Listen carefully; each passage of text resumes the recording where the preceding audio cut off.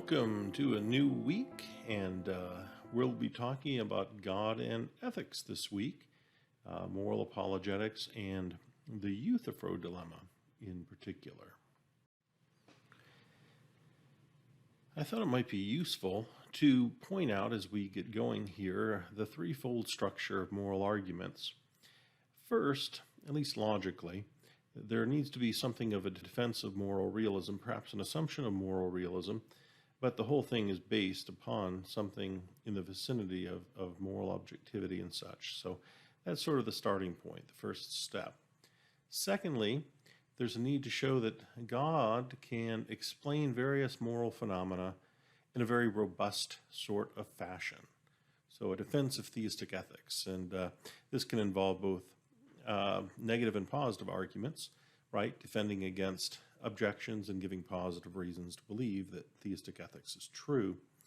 Thirdly, there needs to be an attempt to show that atheistic and secular ethical theories, by comparison, do not explain those moral phenomena as well.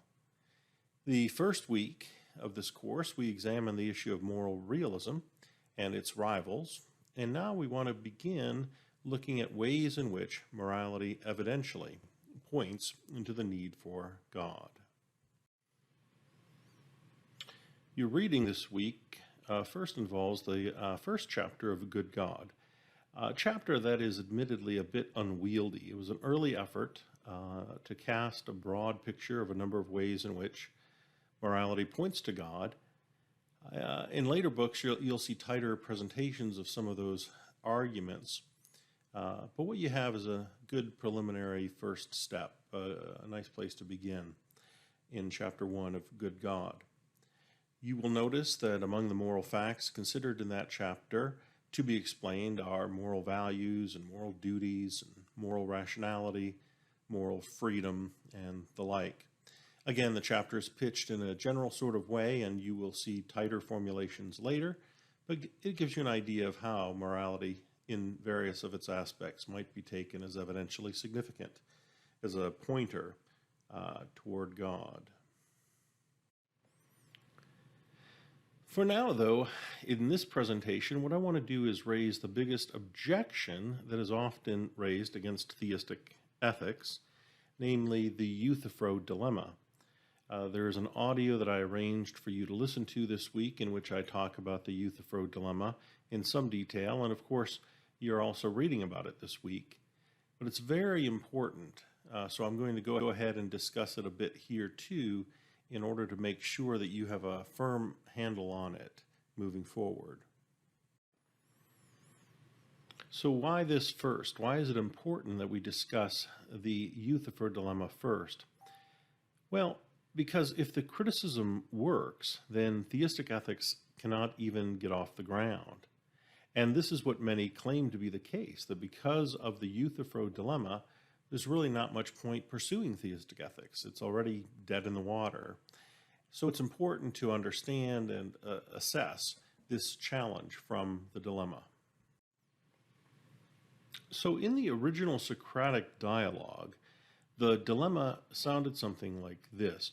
Is something pious or just because all the gods love it, or do all the gods love something because it's pious or just? Translating the challenge into contemporary terms, we might put it like this. Is something moral because God commands it, or does God command something because it is moral? Is something moral because God commands it, or does God command something because it is moral? There are thus two horns to the Euthyphro dilemma. One horn affirms that God commands something because it is moral. God commands something because it is moral. We'll call that first horn the non-voluntarist horn. The other horn goes the other way and says that something is moral because God commands it. Something is moral because God commands it, and we'll call that horn the voluntarist horn of the Euthyphro dilemma. So now let's try to get our minds around the problems, or at least the main problem, associated with each horn of the dilemma. First, the problem with non-voluntarism. Why might we wish to resist non-voluntarism? Well, by saying that God commands something because it is moral, it seems as if we are putting morality in some sense above God. And most classical theists and theistic personalists resist doing that, and understandably so. It would make it seem as if God himself is accountable to this higher moral standard, and that seems potentially quite problematic.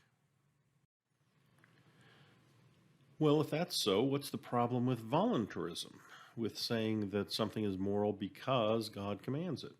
The main problem there, with making morality a function of divine commands, seems to be the suggestion that morality is whatever God says it is, no matter what. Morality thus seems to become a matter of divine caprice, something altogether arbitrary. So consider this argument that someone might wish to give. Premise 1, morality is whatever God says it is. 2, God could tell us to torture kids for fun, say. 3, so torturing kids for fun could become the moral thing to do. Do you see the problem? The challenge for the theistic ethicist, then, especially if he wants to be something like a divine command theorist, is to figure out how to answer the challenge posed by such an argument. There are other objections we'll consider to divine command theory, but for now we'll focus in on this particular objection of arbitrariness. So how to deal with something like this. By the way, that said, you don't have to buy into divine command theory. You can be a theistic ethicist without being a divine command theorist. But I don't want to just talk about theistic ethics generally, but I do want to delve into some particular theories, and divine command theory is one among others to consider, and it's an important one. So, as to how to deal with the challenge that we just saw, we might begin by drawing an important distinction. When we say moral, as we just did in that argument we considered, we could mean different things, so let's disambiguate the term just a little bit here. By moral, the word moral, we might mean something like morally good. Or by moral, we might mean something like morally obligatory. And these are not exactly the same thing, right? This is the classical distinction between moral values on the one hand and moral duties on the other. And you might think they're just the same, but they're not, right? Think about my going to the soup kitchen 5 days a week. It might be a morally good thing to do, but it's not necessarily something that I'm morally obligated to do, right? So these do remain conceptually distinct. There are close organic connections between them, but they're not exactly the same. So now we have different options. Say regarding the good, the dilemma would ask, is something good because God commands it? Or does God command it because it is good? And regarding moral duties, or the issue of the right, as distinguished from the good, the dilemma would ask, is something dutiful, a duty of ours, because God commands it? Or rather, does God command something because it is already dutiful, right? And you might wonder, how would someone who's a divine command theorist answer? Well, that's an important question and an interesting one, and one worth your thinking about it on your own. I don't want to let the cat out of the bag, or rob the question of its thunder by answering it for myself, but I will sort of clue you in as to how I would answer it, at least, without presuming to speak for all divine command theorists. Like William Lane Craig, like Robert Adams, Steve Evans, and others, I happen to be a divine command theorist regarding rightness, moral duties, not regarding goodness. So I think something is dutiful because God commands it. This is classical divine command theory as delimited to the matter of moral obligations. Regarding the good, I go the other way and suggest that God commands something because it's good, at least generally. And as to what the good is, I am inclined to think that there's a very close connection, perhaps even an equivalence or identity between moral goodness and God's nature or essence or character or something like that. But I do not root moral goodness in divine commands, only moral obligations. So how would I answer that challenge posed by the argument we saw a few slides ago? Well, I would tend to split the question, and I would affirm voluntarism with respect to moral duties. Something is a duty because God commands it, and non-voluntarism with respect to moral goodness. That is, God commands something because it's good, and then I root goodness in a different feature of God, like his essence or character. Some, by the way, might suggest that this approach adopts a third way in between the horns. Perhaps that's right. I'm not entirely sure.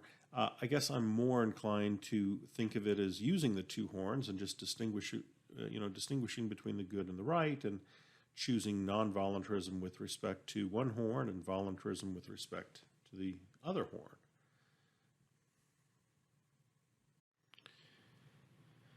Then, armed with that distinction, when we consider that previous argument, morality is whatever God says it is, God could tell us to torture kids for fun, so torturing kids for fun could become moral. Well, I would affirm the first premise if we delimit morality to the issue of moral obligations there. I'm a divine command theorist with respect to the right, not with respect to the good. But I reject premise 2, and I reject premise 2 because I think doing such a thing as that, telling us to torture kids for fun, would simply go contrary to God's nature. It would go contrary to God's nature, and I think the Bible itself makes it clear that there are some things that God simply cannot do. God can't sin, God can't commit suicide, God can't be tempted, and so forth and so on. I think it's a function of his perfection that he is impervious to these temptations and these weaknesses. So I reject premise 2, and this is why I need not be committed to the possibility of 3, even though I am a divine command theorist.